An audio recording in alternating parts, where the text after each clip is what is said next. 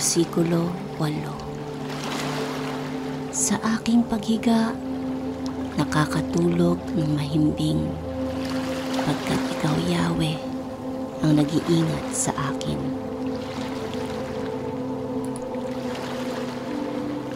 Mga awit 46, bersikulo 1. Ang Diyos ang ating kanlungan at kalakasan. Siya'y laging nakahandang sumaklolo sa oras ng kagipitan.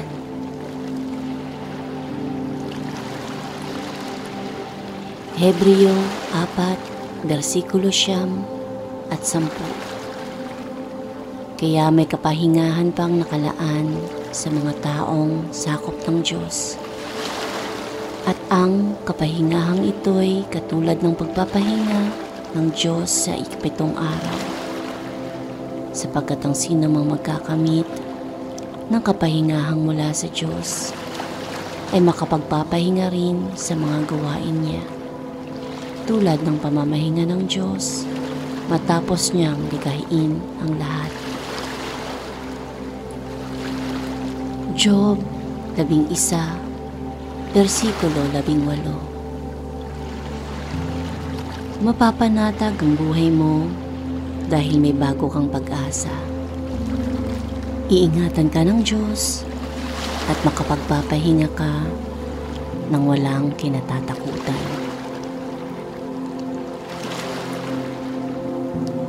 Exodus 33, bersikulo 14. Sumagot ang Panginoon, "Ako mismo ang sasama sa iyo at bibigyan kita ng kapahingahan."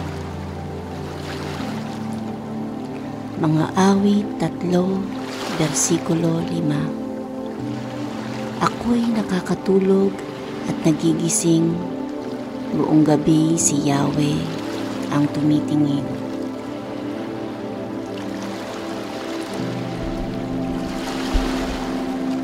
Mga awit 73, kabanata 26. Puso ko't kaluluwa kung nangihinaman, ang Diyos ang lakas kong tanging kailangan. Mga awit 127, bersikulo 1 at 2.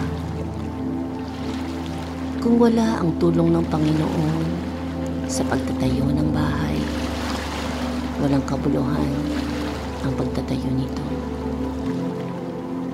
Kung wala ang pag-iingat ng Panginoon sa bayan, walang kabuluhan ang pagbabantay dito. Walang kabuluhan ang paggising ng maaga at pagtulog ng gabing-gabi sa pagtatrabaho upang may makain. Dahil ang Panginoon ang nagbibigay ng mga pangangailangan ng kanyang mga minamahal kahit sila'y natutulog.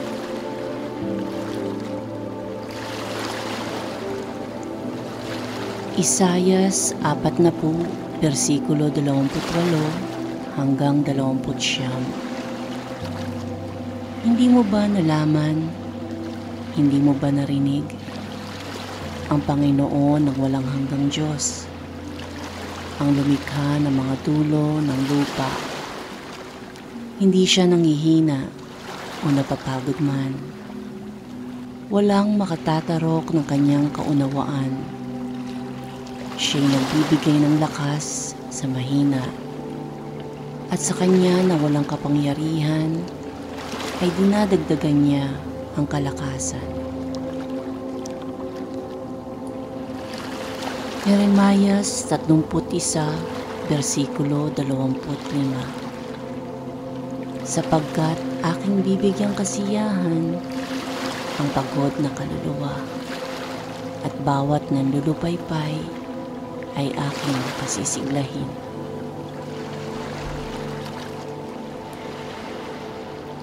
Mateo 11, bersikulo 28 hanggang 30. Lumapit kayo sa akin, kayong lahat na nahihirapan at nabibigatan sa inyong pasanin, at bibigyan ko kayo ng kapahingahan.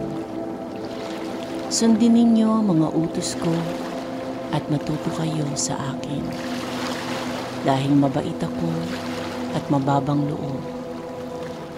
Makakapagpahinga kayo dahil madaling sundin ang aking mga utos at magaan ang aking mga ipinapagawa.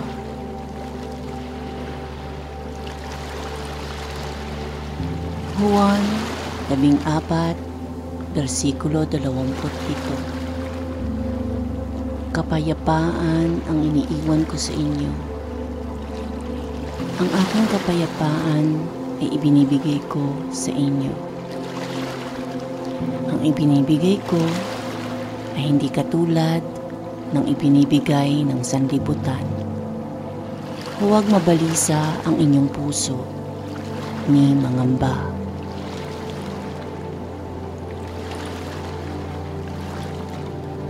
Juan 16, versikulo 33. Sinabi ko sa inyo ang mga bagay na to para magkaroon kayo ng kapayapaan sa akin.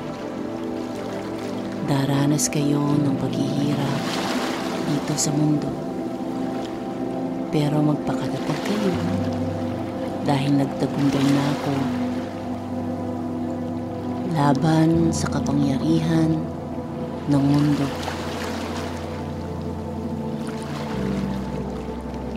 Filipos 4, versikulo 7 hanggang 9. Kapag ginawa niyo to, ibigyan kayo ng Diyos ng kapayapaan na siyang mag-iingat sa puso ninyo at pag-iisip, dahil kayo'y na kay Kristo Jesus. At ang kapayapaang ito ay hindi kayang unawain ng tao. Bukod dyan, mga kapatid, lagi ninyong isaisip ang mga bagay na mabuti at kapuri-puri, mga bagay na totoo, marangal, matuwid, malinis, maganda, at kanais-nais. Ipamuhay nyo ang lahat ng natutunan nyo at tinanggap mula sa akin, sa salita at sa gawa. At sa inyo ang Diyos na nagbibigay ng kapayapaan.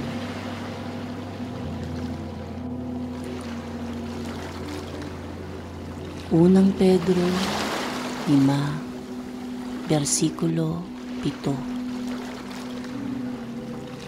Ipagkatiwala ninyo sa Kanya ang inyong mga alalahanin sa buhay, sapagkat Siya ay nagmamalasakit sa inyo.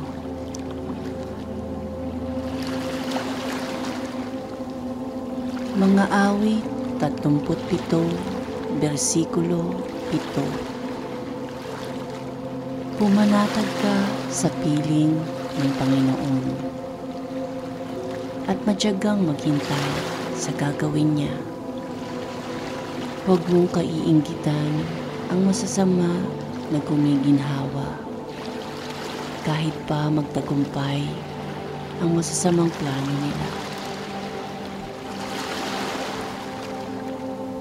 Mga awit 46, versikulo 10. Kayo ay magsitigil at kilalanin ninyo na ako ang Diyos. Ako'y mamumuno sa mga bansa. Ako'y mamumuno sa lupa.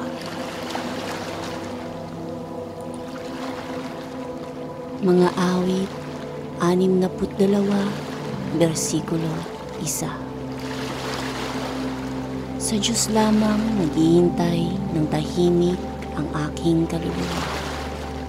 Ang aking kaligtasan ay nanggagaling sa Kanya. Henesis 2, versikulo 2 at 3. Natapos niya ito sa loob ng 6 na araw at nagpahinga siya sa 7 araw. Binasbasan niya ang 7 araw at itinuring na di pangkaraniwang araw. Dahil sa araw na ito ay nagpahinga siya nang matapos niyang likhain ang lahat. Exodus 20, versikulo 8 hanggang 11. Alalahanin ninyo ang araw ng pamamahinga at gawin ninyo itong natatanging araw para sa akin. Magtrabaho kayo sa loob ng 6 na araw. Pero ang 7 araw, ang araw ng pamamahinga, ay italaga ninyo para sa akin, ang Panginoon na inyong Diyos. Huwag kayong magtatrabaho sa araw na iyon, pati ang inyong mga anak, mga alipin, mga hayop, o ang mga dayuhan na naninirahang kasama ninyo. Dahil sa loob ng 6 na araw, nilikha ko ang langit, ang lupa, ang dagat, at ang lahat ng naririto. Pero nagpahinga ko sa 7 araw. Kaya pinagpala ko ang araw ng pamamahinga at ginawa itong natatanging araw para sa akin. Isayas 30, versikulo 15. Sinabi pa ng Panginoong Diyos, ang banal na Diyos ng Israel, magbalik loob kayo sa akin at pumanatag dahil ililigtas ko kayo. Huwag kayong mabahala kundi magtiwala sa akin dahil palalakasin ko kayo. Pero tumanggi kayo. Isayas 48, versikulo 22. Ang sabi ni Yahweh, walang kapayapaan ang mga makasalanan. Kawikaan 1, versikulo 32 at 33. Sapagkat ang katigasan ng ulo ng mga taong walang karunungan ang papatay sa kanila, at ang pagsasawalang bahala ng mga hangal ang magpapahamak sa kanila. Ngunit ang taong nakikinig sa akin ay mabubuhay ng matiwasay. Ligtas siya sa panganib at walang katatakutan. Kawikaan 17, versikulo 1. Ang kaunting pagkain na pinagsasaluhan ng may kapayapaan ay higit na mabuti kaysa maraming pagkain ngunit may alitan.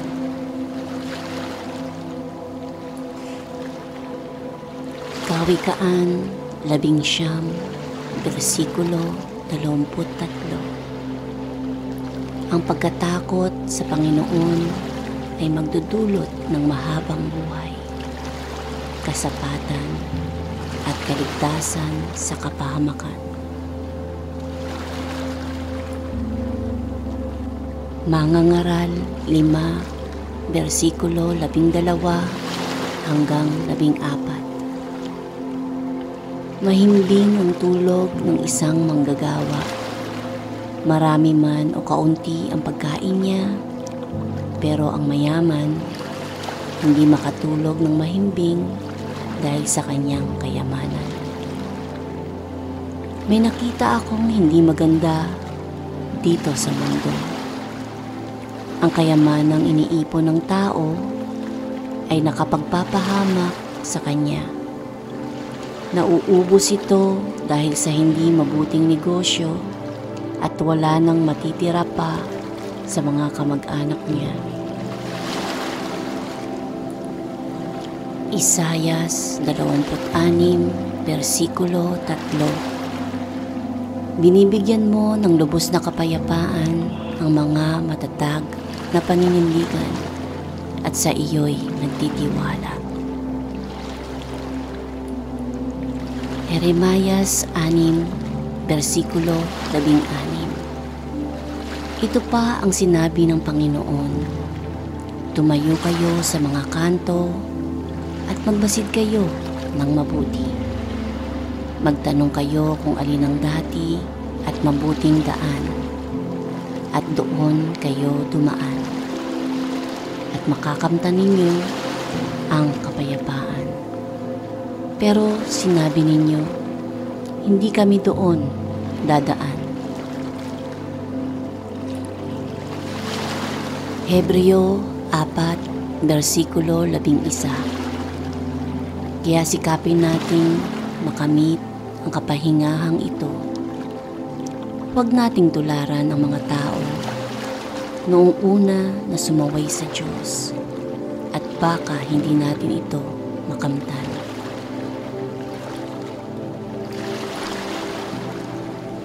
Pahayag 14, versikulo 13.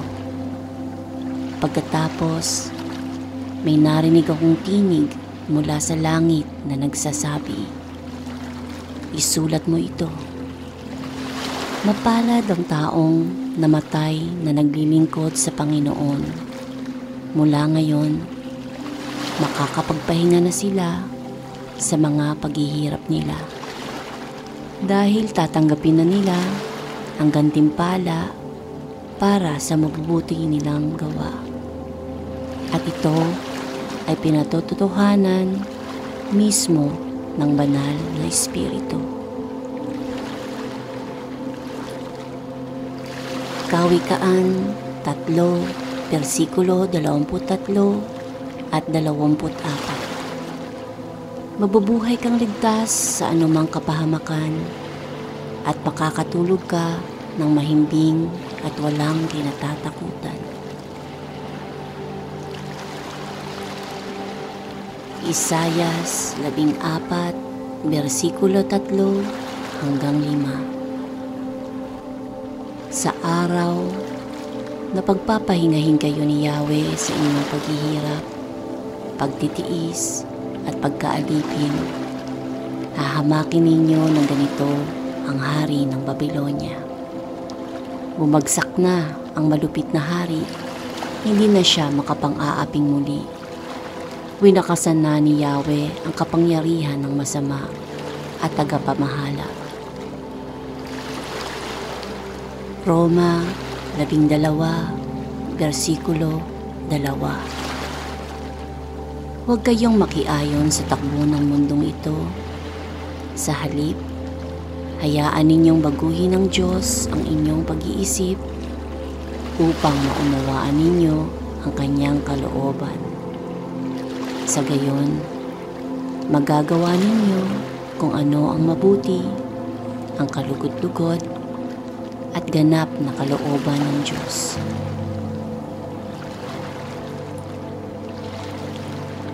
Unang Hari 5, versikulo 4. Pero ngayon ay binigyan ako ng Panginoon na aking Diyos ng kapayapaan sa paligid. Wala na akong mga kalaban at wala na ring panganib.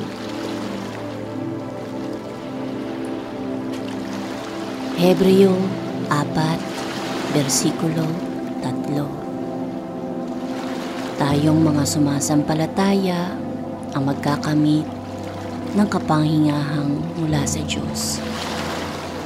Ngunit hindi ito makakamit ng hindi sumasampalataya, dahil sinabi ng Diyos, sa galit ko, isinumpa kong hindi nila makakamtan ang kapahingahang galing sa akin.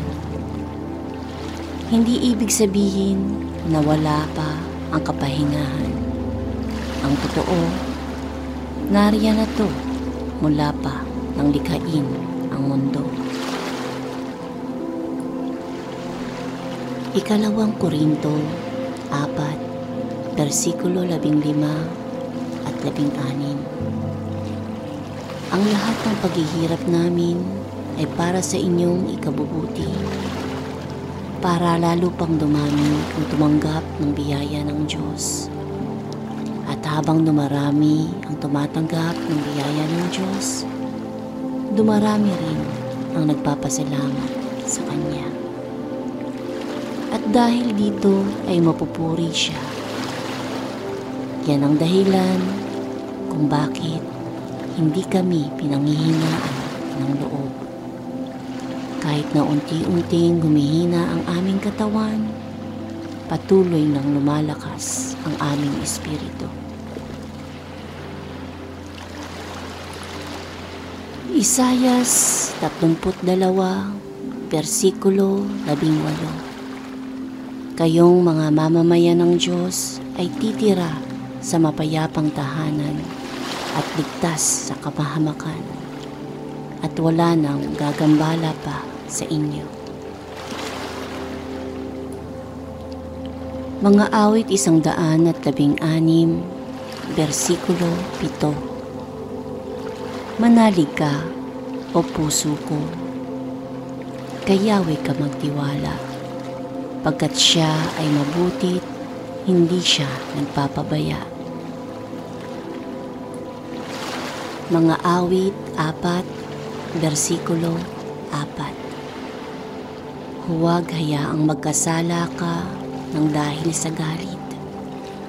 Sa iyong silid, pag-isipat, ika'y manahimik. Isayas 40, versikulo 29 hanggang 31. Ang mahihina't mga napapagod ay kanyang pinapalakas. Kahit na ang mga kabataan ay napapagod at nanlulupaypay, ngunit muling lumalakas at sumisigla ang nagtitiwala kay Yahweh. Lilipad silang tulad ng mga agila. Sila'y tatakbo, ngunit hindi mapapagod. Sila'y lalakad, ngunit hindi mahihina.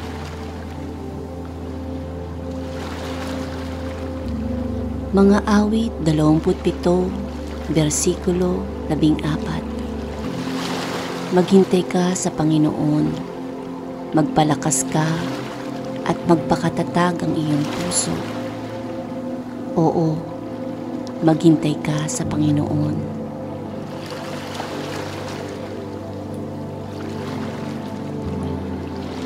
Unang Pedro 5, versikulo 10. Maikling panahon lang ang paghihirap ninyo. Pagkatapos nito, tutulungan kayo ng Diyos para maging ganap ang buhay ninyo.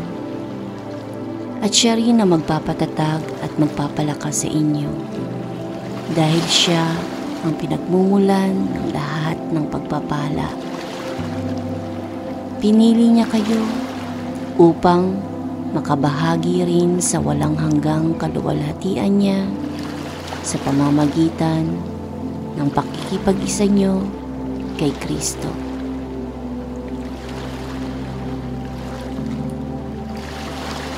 Isayas 63, versikulo 14. Kung paanong ang kawan ay dinadala sa sariwang pastulan, ang Espiritu ni Yahweh ang nagbigay ng kapahingahan sa kanyang bayan, at sila'y ginabayan upang siya ay maparangalan. Isayas 57, versikulo 20. Ngunit ang masasama ay tulad ng dagat na laging maalon, walang pahinga sa buong panahon. Mga burak at putik, buhat sa ilalim ang iniaahon.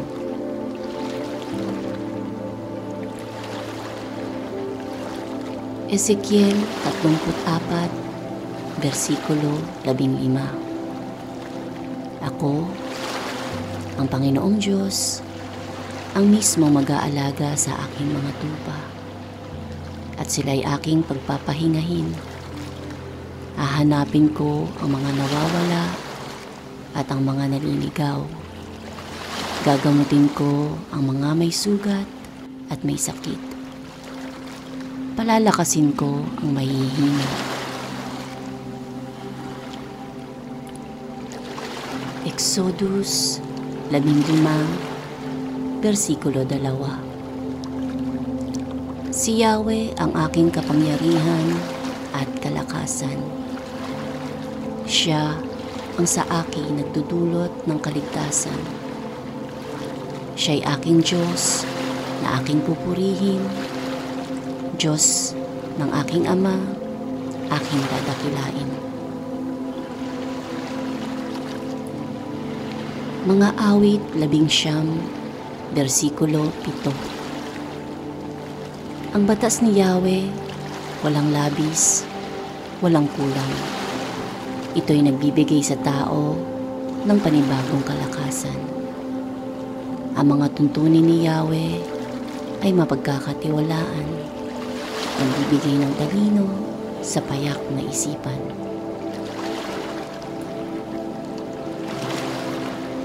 Mga awit 59, versikulo 9. Ikaw, Panginoon, ang aking Diyos, aking kalakasan, ikaw ang muog ko at aking gandungan.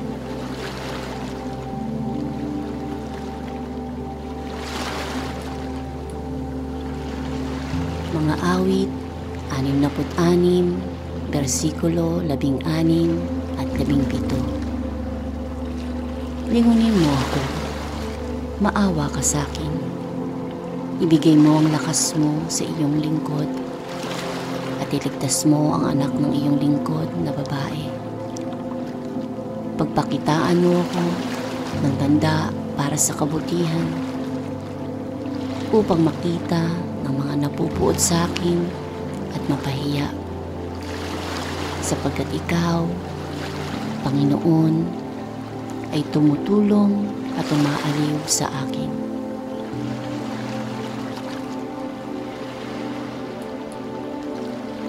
Isayas 11, versikulo 2. Mananahan sa Kanya ang Espiritu ni Yahweh, ang Espiritu ng karunungan at pangunawa, ng mabuting payo at kalakasan, kaalaman at pagsunod at paggalang kay Yahweh.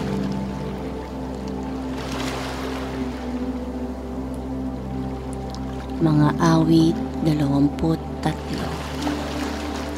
Si Yahweh ang aking pastol, hindi ako magkukulang. Pinapahimlay niya ako sa luntiang pastulan at inaakay niya sa tahimik na batisan. Pinapanumbalik ang aking kalakasan at pinapatnubayan niya sa tamang daan upang aking parangalan ang kanyang pangalan. Dumaan man ako sa madilim na dibis ng kamatayan, wala akong katatakutan, pagkat ika'y aking kaagapay, ang tungkod mo at pamalo, aking gabay at sanggalang. Ipinaghahanda mo ko ng salo-salo na nakikita pa nitong mga kalaban ko. Sa aking ulo, langis ay ibinubuhos. Sa aking saro, pagpapalay, lubos-lubos. Kabutihan, pag-ibig mo sa aki, di magkukulang. Siya'y makakasama ko habang ako'y nabubuhay. At magpakailanmay sa bahay ni Yahweh mananahan.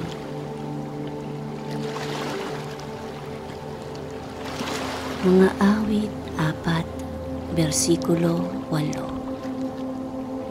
Sa aking paghiga, nakakatulog ng mahimbing, pagkat ikaw, Yahweh, ang nag-iingat sa akin.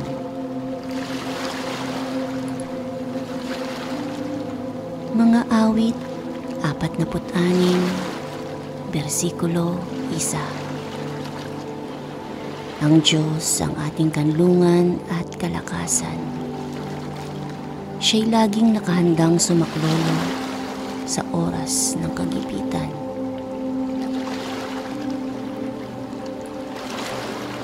Hebreo 4, bersikulo 9 at 10. Kaya may kapahingahan pang nakalaan sa mga taong sakop ng Diyos. At ang kapahingahang ito'y katulad ng pagpapahinga ng Diyos sa 7 araw. Sapagkat ang sinumang magkakamit ng kapahingahang mula sa Diyos ay makapagpapahinga rin sa mga gawain niya, tulad ng pamamahinga ng Diyos matapos niyang ligahin ang lahat. Job 11, bersikulo 18. Mapapanatag ang buhay mo dahil may bago kang pag-asa. Iingatan ka ng Diyos at makapagpapahinga ka ng walang kinatatakutan. Exodus 33, bersikulo 14. Sumagot ang Panginoon, "Ako mismo ang sasama sa iyo at bibigyan kita ng kapahingahan." Mga awit 3, bersikulo 5. Ako'y nakakatulog at nagigising, buong gabi si Yahweh ang tumitingin.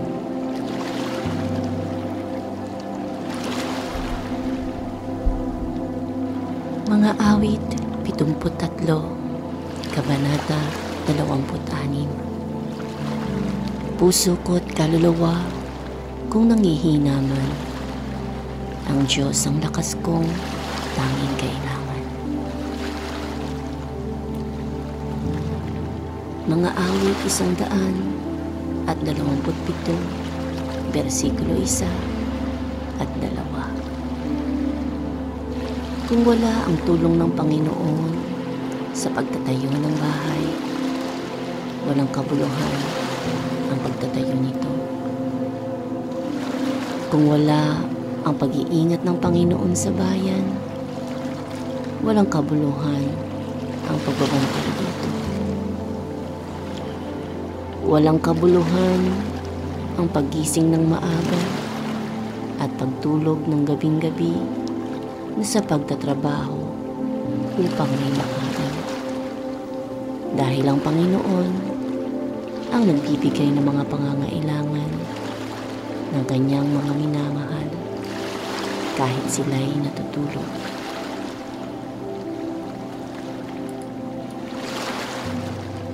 Isayas 40, bersikulo 28 hanggang 29. Hindi mo ba nalaman, hindi mo ba narinig, ang Panginoon ng walang hanggang Diyos, ang lumikha ng mga dulo ng lupa. Hindi siya nangihina o napapagod man. Walang makatatarok ng kanyang kaunawaan. Siya'y nagbibigay ng lakas sa mahina, at sa kanya na walang kapangyarihan ay dinadagdagan niya ang kalakasan. Jeremias 31, bersikulo 25. Sapagkat aking bibigyang kasiyahan ang pagod na kaluluwa, at bawat nanlulupaypay ay aking pasisiglahin.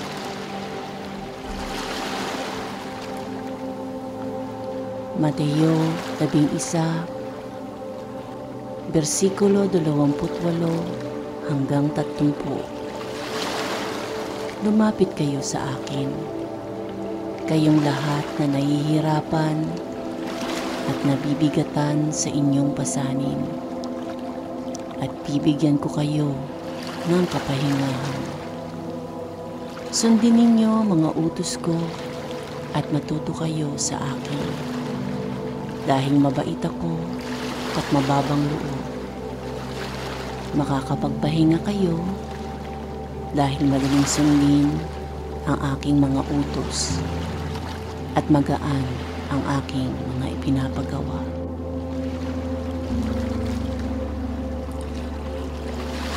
Juan 14, versikulo 27.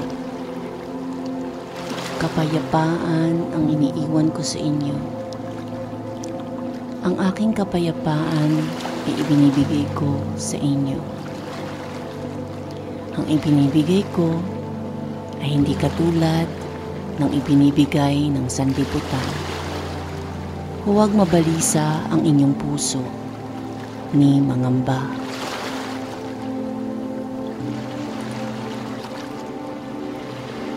Juan 16, versikulo 33. Sinabi ko sa inyo ang mga bagay na to para magkaroon kayo ng kapayapaan sa akin. Daranas kayo ng paghihirap dito sa mundo, pero magpakatatag kayo dahil nagtagumpay na ako laban sa kapangyarihan ng mundo.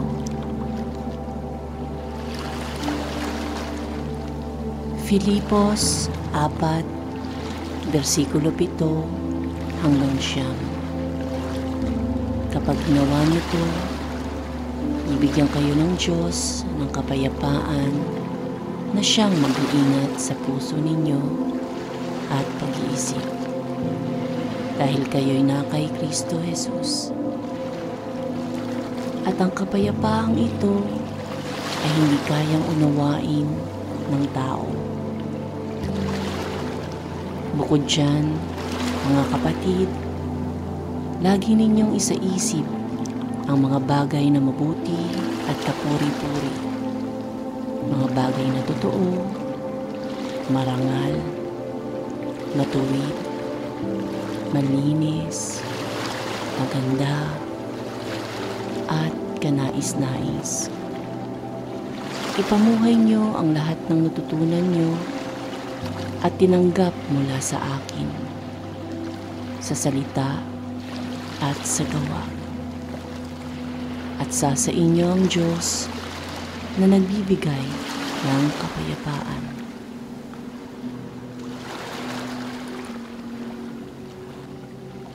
Unang Pedro 5, versikulo 7. Ipagkatiwala ninyo sa Kanya ang inyong mga alalahanin sa buhay, sapagkat Siya ay nagmamalasakit sa inyo.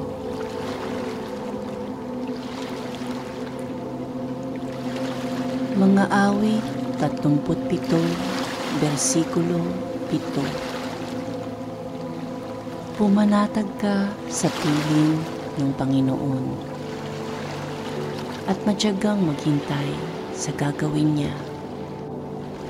Huwag mong kaiinggitan ang masasama na gumiginhawa, kahit pa magtagumpay ang masasamang plano nila. Mga awit 46, versikulo 10. Kayo ay magsitigil at kilalanin ninyo na ako ang Diyos. Ako'y mamumuno sa mga bansa. Ako'y mamumuno sa lupa. Mga awit 62, versikulo 1. Sa Diyos lamang naghihintay ng tahimik ang aking kaluluwa. Ang aking kaligtasan ay nanggagaling sa Kanya. Henesis 2, versikulo 2 at 3. Natapos niya ito sa loob ng 6 na araw at nagpahinga siya sa 7th araw. Binasbasan niya ang 7th araw at itinuring na di pangkaraniwang araw. Dahil sa araw na ito ay nagpahinga siya nang matapos niyang likhain ang lahat.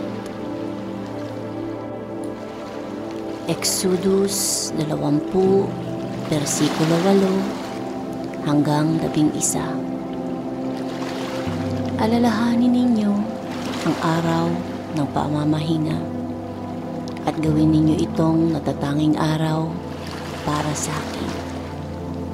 Magtrabaho kayo sa loob ng 6 na araw. Pero ang 7th araw, ang araw ng pamamahinga, ay italaga ninyo para sa akin, ang Panginoon na inyong Diyos. Huwag kayong magtatrabaho sa araw na iyon, pati ang inyong mga anak, mga alipin, mga hayop, o ang mga dayuhan na naninirahang kasama ninyo. Dahil sa loob ng 6 na araw, nilikha ko ang langit, ang lupa, ang dagat, at ang lahat ng naririto. Pero nagpahinga ko sa 7th araw. Kaya pinagpala ko ang araw ng pamamahinga at ginawa itong natatanging araw para sa akin. Isayas 30, versikulo 15. Sinabi pa ng Panginoong Diyos, ang banal na Diyos ng Israel, magbalik loob kayo sa akin at pumanatag dahil ililigtas ko kayo. Huwag kayong mabahala kundi magtiwala sa akin dahil palalakasin ko kayo. Pero tumanggi kayo. Isayas 48, versikulo 22. Ang sabi ni Yahweh, walang kapayapaan ang mga makasalanan. Kawikaan 1, versikulo 32 at 33. Sapagkat ang katigasan ng ulo ng mga taong walang karunungan ang papatay sa kanila, at ang pagsasawalang bahala ng mga hangal ang magpapahamak sa kanila. Ngunit ang taong nakikinig sa akin ay mabubuhay ng matiwasay. Ligtas siya sa panganib at walang katatakutan. Kawikaan 17, versikulo 1. Ang kaunting pagkain na pinagsasaluhan ng may kapayapaan ay higit na mabuti kaysa maraming pagkain, ngunit may alitan.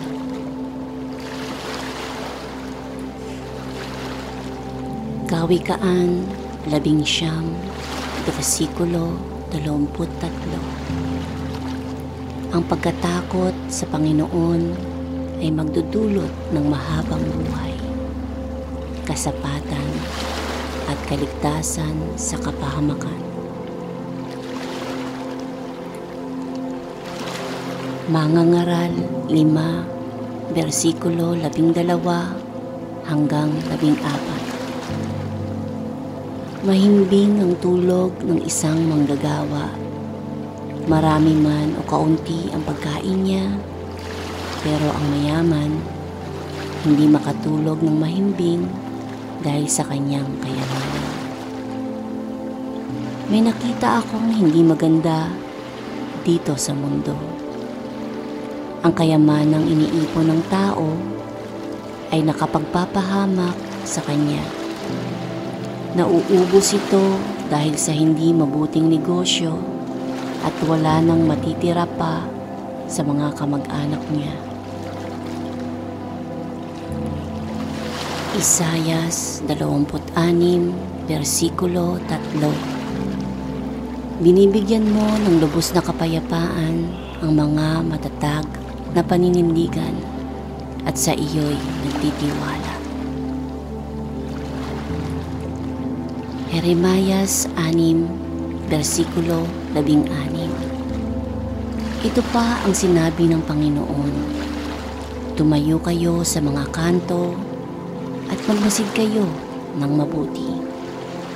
Magtanong kayo kung alin ang dati at mabuting daan, at doon kayo dumaan, at makakamtan ninyo ang kapayapaan. Pero sinabi ninyo, hindi kami doon dadaan. Hebreo 4, versikulo 11. Kaya sikapin nating makamit ang kapahingahang ito. Huwag nating tularan ang mga tao noong una na sumaway sa Diyos, at baka hindi natin ito makamtan.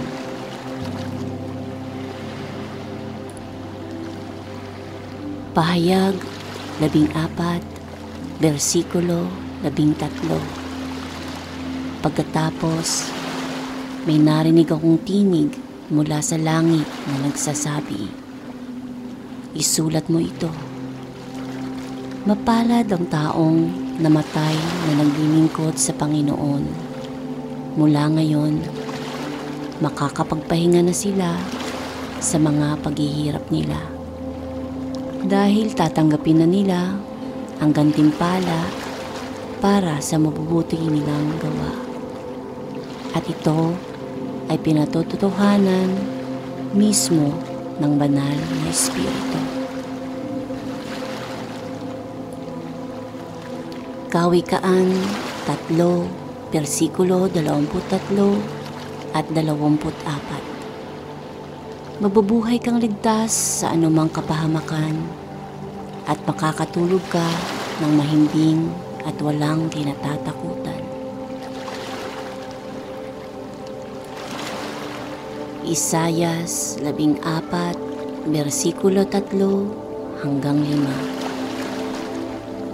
Sa araw na pagpapahingahin kayo ni Yahweh sa inyong paghihirap, pagtitiis at pagkaalipin, hahamakin ninyo ng ganito ang hari ng Babylonia. Bumagsak na ang malupit na hari, hindi na siya makapang-aaping muli. Winakasan na ni Yahweh ang kapangyarihan ng masama at tagapamahala. Roma 12, versikulo 2. Huwag kayong makiayon sa takbo ng mundong ito. Sa halip, hayaan ninyong baguhin ng Diyos ang inyong pag-iisip upang maunawaan ninyo ang kanyang kalooban. Sa gayon, magagawa ninyo kung ano ang mabuti, ang kalugod-lugod, at ganap na kalooban ng Diyos.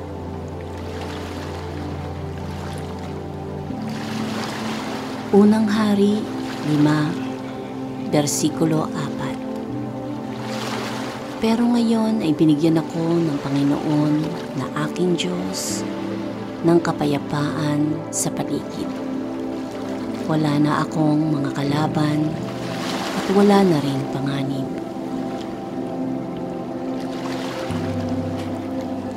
Hebreo 4, versikulo 3. Tayong mga sumasampalataya ang magkakamit ng kapangyarihang mula sa Diyos. Ngunit hindi ito makakamit ng hindi sumasampalataya. Dahil sinabi ng Diyos, sa galit ko, isinumpa kong hindi nila makakamtan ang kapahinahang galing sa akin. Hindi ibig sabihin na wala pa ang kapahingahan. Ang totoo, nariyan na to mula pa nang likhain ang mundo. Ikalawang Korinto 4, versikulo 15 at 16. Ang lahat ng paghihirap namin ay para sa inyong ikabubuti, para lalo pang dumami ang tumanggap ng biyaya ng Diyos. At habang dumarami ang tumatanggap ng biyaya ng Diyos, dumarami rin ang nagpapasalamat sa Kanya. At dahil dito ay mapupuri siya. Yan ang dahilan kung bakit hindi kami pinanghihinaan ng loob. Kahit na unti-unting humihina ang aming katawan, patuloy nang lumalakas ang aming espiritu. Isayas 32, versikulo 18. Kayong mga mamamayan ng Diyos ay titira sa mapayapang tahanan at ligtas sa kapahamakan, at wala nang gagambala pa sa inyo. Mga awit 116, versikulo 7. Manalig ka, o puso ko, kay Yahweh ka magtiwala, pagkat siya ay mabuti, hindi siya nagpapabaya. Mga awit 4, versikulo 4. Huwag hayaang magkasala ka ng dahil sa galit. Sa iyong silid, pag-isipat, ika'y manahimik. Isayas 40, versikulo 29 hanggang 31. Ang mahihina't mga napapagod ay kanyang pinapalakas. Kahit na ang mga kabataan ay napapagod at nanlulupaypay, ngunit muling lumalakas at sumisigla ang nagtitiwala kay Yahweh. Lilipad silang tulad ng mga agila. Sila'y tatakbo, ngunit hindi mapapagod. Sila'y lalakad, ngunit hindi manghihina.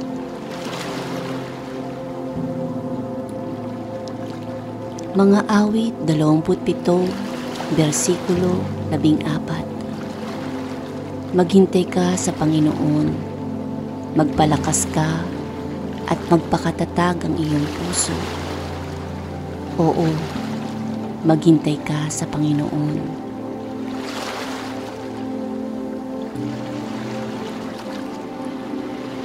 Unang Pedro 5, versikulo 10. Maikling panahon lang ang paghihirap ninyo. Pagkatapos nito, tutulungan kayo ng Diyos para maging ganap ang buhay ninyo. At siya rin ang magpapatatag at magpapalakas sa inyo. Dahil siya ang pinagmumulan ng lahat ng pagpapala. Pinili niya kayo upang makabahagi rin sa walang hanggang kaluwalhatian niya sa pamamagitan ng pakikipag-isa niyo kay Kristo.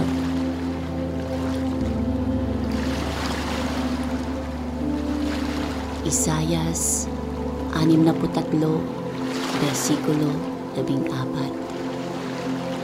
Kung paanong ang kawan ay dinadala sa sariwang pastulan, ang Espiritu ni Yahweh ang nagbigay ng kapahingahan sa kanyang bayan, at sila'y ginabayan upang siya ay maparangalan.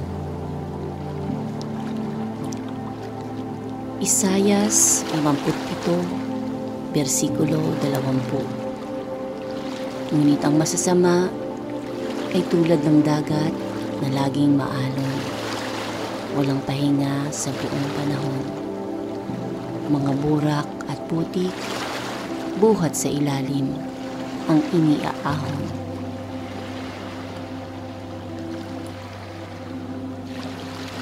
Ezekiel 34, versikulo 15. Ako, ang Panginoong Diyos, ang mismong mag-aalaga sa aking mga tupa, at sila'y aking pagpapahingahin. Hahanapin ko ang mga nawawala at ang mga naliligaw. Gagamutin ko ang mga may sugat at may sakit. Palalakasin ko ang mahihina. Exodus 15, versikulo 2. Si Yahweh ang aking kapangyarihan at kalakasan. Siya ang sa akin nagdudulot ng kaligtasan. Siya'y aking Diyos na aking pupurihin, Diyos ng aking Ama, aking dadakilain. Mga awit 19, versikulo 7. Ang batas ni Yahweh, walang labis, walang kulang. Ito'y nagbibigay sa tao ng panibagong kalakasan. Ang mga tuntunin ni Yahweh ay mapagkakatiwalaan, nagbibigay ng talino sa payak na isipan.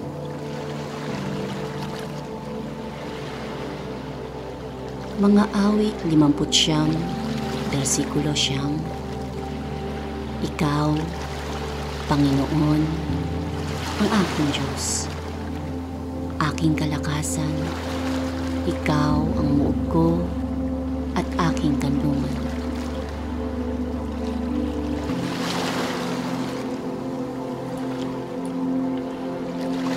Mga awit 66, versikulo 16 at 17. Lingunin mo ako, maawa ka sa akin.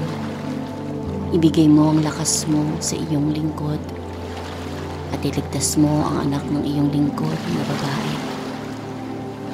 Pagpakitaan mo ako ng tanda para sa kabutihan upang makita ng mga napupuot sa akin at mapahiya. Sapagkat ikaw, Panginoon, ay tumutulong at umaaliw sa akin.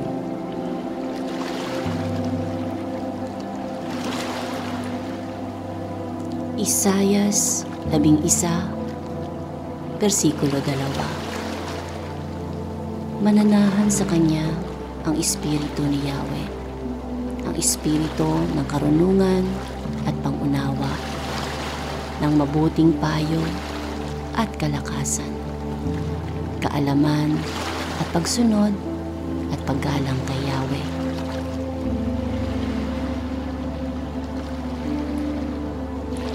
Mga awit 23.